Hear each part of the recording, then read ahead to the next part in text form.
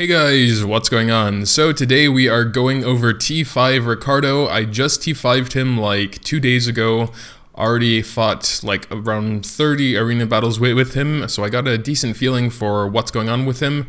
And we're just going to go over him, his skills, all that stuff. So it's going to be kind of like a review, but also more of like a general topic. Since Ricardo did recently get changed, I first want to talk about his Transcendence perks, how I choose to have them.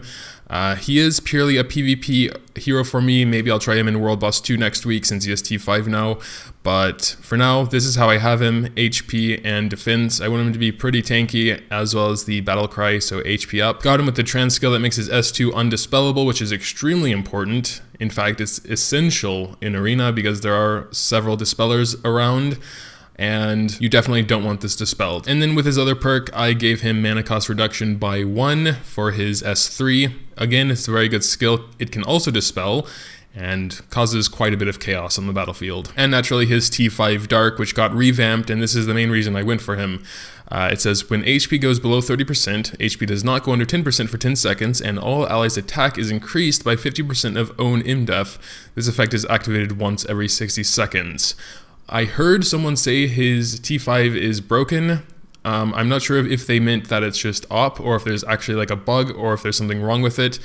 I haven't noticed anything wrong with it, but I also haven't really tried testing if they get this attack buff or if it's more or less than it should be. But just in case it works as intended, I have him with 73k M defense with an M defense necklace, as well as M defense on all gear, along with some other general tanky substats, MDef, PDef, max HP, P block, etc, etc. Well, this one has attack and attack speed on it, but attack speed is also not bad. He actually could use a lot more than that.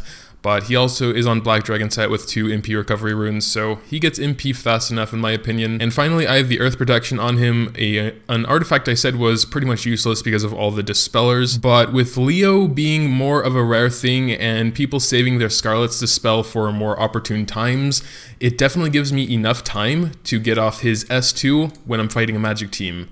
And that is very important because, you know, when there's a Cassandra there, or there are tanks with very, very fast CCs, I noticed without Earth Protection, I would get CC'd while trying to cast Divine Protection, and then the whole run is kind of messed up. So even if I only get to use Earth Protection for a few seconds, it's those few seconds that matter the most.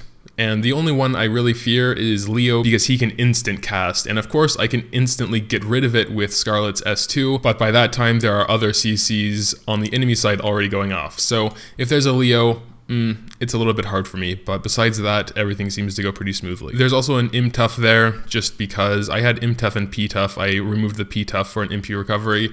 Not sure if that was a good idea, but that's what it is. Here are his full stats if you're interested. A lot of P block, 1 line of accuracy, not enough attack speed, but what can you do? Alright, so we talked about his Transcend perks. We can look at his skills as well, and at the end of the video I'm going to bring you through a set of arena battles as well, so you can see him in action. But let's go ahead and talk about his skills. So Destruction, his first skill, costs 2 orbs, has a pretty short cooldown, and it's basically just general CC. It can knock the front line back if they don't happen to CC resist, and he also gains CC immunity while using it. So it's a pretty good opening skill, but it's usually the last one I'm using because against any magic teams I don't risk anything and I just go straight for the Divine Protection, so I know I at least have those 10 seconds to be pretty much safe and hopefully get the edge in my favor in those 10 seconds. When I'm facing a physical team, I'm going to start off with Divine Judgment though, because again, 50% chance of dispelling positive effects from the enemy per attack, and he hits 3 times. Even if they don't have any really cool buffs at that point, they can also get rid of, like, you know, any golden cats, etc, etc around. And besides that, there's also a 4-second stun attached to it, so it's good CC as well. And Divine Blessing is pretty cool as well for fighting magic teams, because when allies excluding himself take M damage, that increases their MDef by 5,000 for 5 seconds,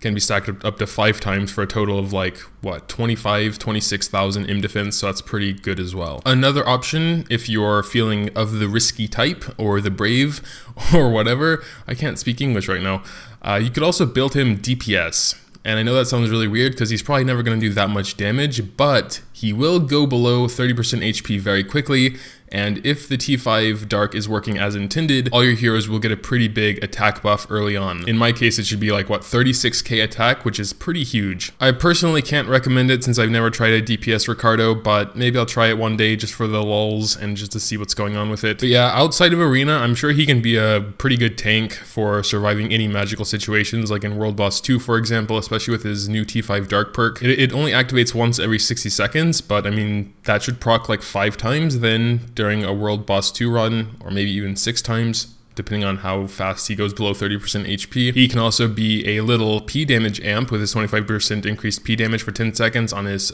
first skill. That can have a 100% uptime. You could also consider switching over Divine Judgment to Light, so the stun duration is increased by 2 seconds, which should in theory increase his total CC from that skill by 6 seconds since it does attack 3 times, and that would be a pretty massive CC then.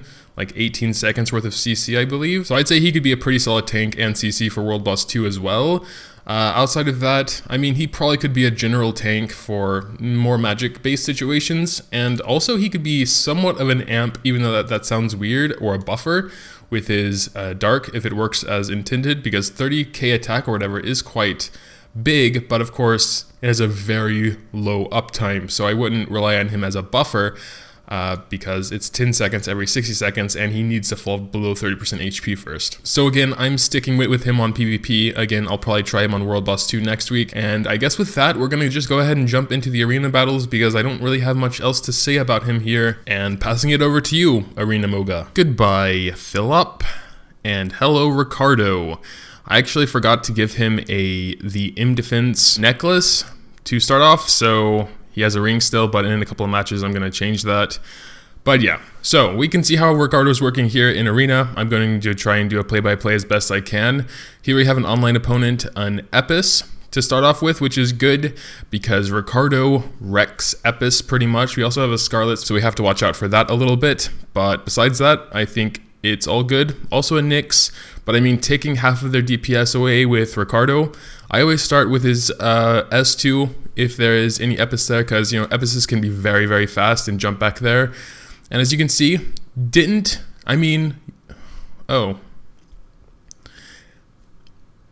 yeah, okay.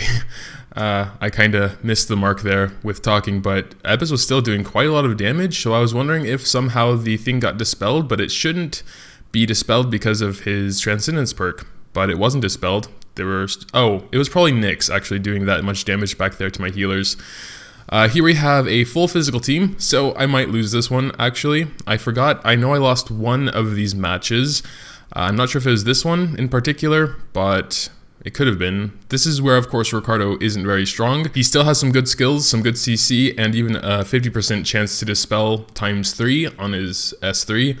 So still good, even fighting physical teams, but of course, he shines mostly when fighting a magic team. So I just start off doing S3 here, hoping to remove any special artifacts they may have. And, well, he got debuffed there. I think I did Scarlet's Dispel a little bit too early.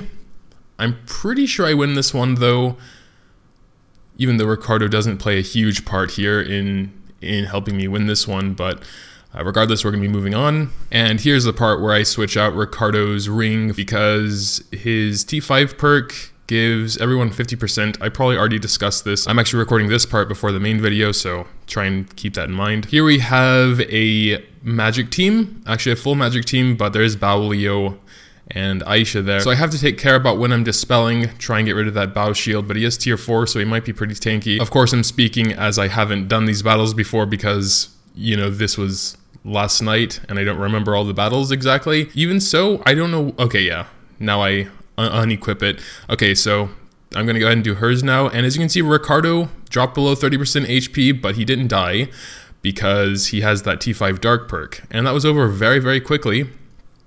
I think that was kind of a glass cannon burst team, which didn't really work because of Ricardo being there. Here's another pretty much full magic team, and unless they're very good and know exactly what to do against fighting Ricardos, it's pretty much a win when you have Ricardo versus a full magic team. So when it's a full physical, he's not going to help you so much. When it's even half physical, half magic, then, you know, you still have the advantage there with Ricardo, but not as much. So I start off with the S2 again, since this is a pretty much full magic team. Keep in mind, guys, I wasn't doing arena very often before now because, you know, it was just a drag. I was kind of losing a lot, and so I'm kind of rusty as far as skill timings and such goes. I don't really do anything at this point anymore except Nyx's S3 just to try and finish that off. Moving on to our next fight, I think this is maybe the one I lost. I know there's an Artemia there, but this is rank 6 in the EU server, so I don't know. I have a feeling I lost this one, even though I do kind of have the advantage here with Ricardo, but we'll see. So again, I start off with his S2. I just kind of do Mediana's S2 and Nyx's S2 as well, and just kind of wait. Okay, there goes my Mediana, and then I kind of dispel with Scarlet. Ricardo is going down pretty fast, but no, I actually win this one. Crazy. Alright, thank you, Ricardo. I'm sure he played a huge part in there because if he wasn't protecting my team against that Artemia's AoE there, they probably would have all died, to be honest. Got an offline guy here. I think I get a new challenger. Regardless, I take it as seriously as a normal fight because it doesn't really mean they're weaker, it just means they're kind of on auto battle. Okay, I didn't get a new challenger, I just killed them, okay. Here we have an Epis. Okay, I think we fought this team already.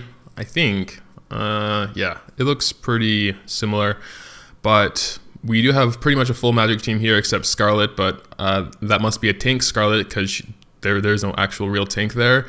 And then I save Scarlet's S2, as you can see there, for when Maria got that stun off on her S3.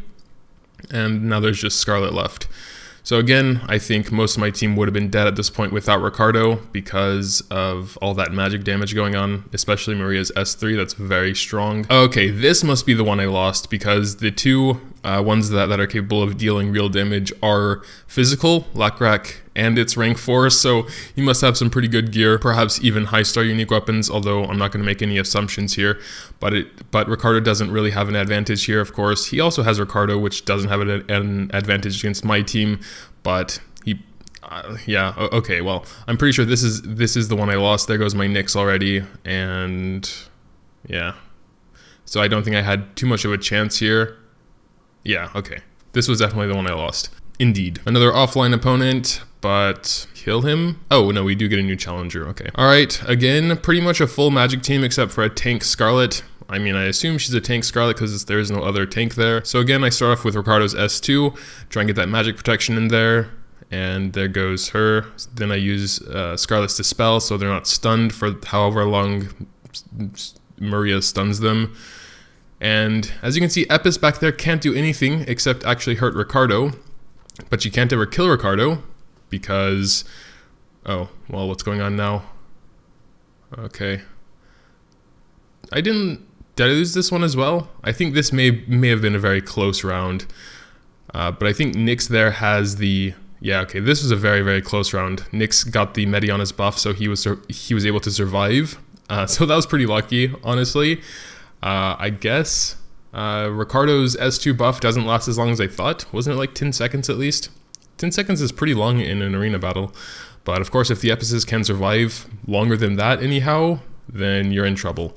Here we got another Epis. Regardless, again, Ricardo should have a pretty good advantage here because it is mostly a magic team. Oh, okay. Well, my Scarlet got killed before Ricardo got his S2 off, which is odd. I'm pretty sure I win this one though, as far as I remember, because I only remember losing one, but it is looking pretty close now. Epis is back there. Okay, but she just died, and that was it. And that's actually all of my arena battles. So there it is. Gonna go back to the other Moga now, and he'll probably wrap up the video then. But yeah, I guess that'll pretty much do it for today's video. Make sure to tell me what you think about Ricardo. While his T5 Dark Perk can be dispelled, mostly by the time Ricardo goes below 30% HP, most of the dispels are gone already. I mean, there are quite a few popular arena heroes that can dispel. Ricardo himself, Nyx, Leo, Scarlet, etc. But from my experiences, by the time Ricardo goes below 30% HP, most of the dispels are on cooldown, and they're needed beforehand. So I mean, maybe if you're fighting someone who really fears that Ricardo T5 Dark Perk, and they're gonna save their dispel specifically for that, then yes, that might screw you up, but who knows. In my experience so far, I fought 10 more battles after the ones you just saw, and again, it was pretty much like you saw. He performs very, very well against any magic-based teams. Physical, he's still decent because of the CC skills and all of that. So yeah, make sure to tell me what you think. Also, if you have any suggestions of your own regarding Ricardo, you can drop them down there as well. Leaving a like if you did happen to enjoy would also be greatly appreciated. Thanks, as always, for watching, and until next time.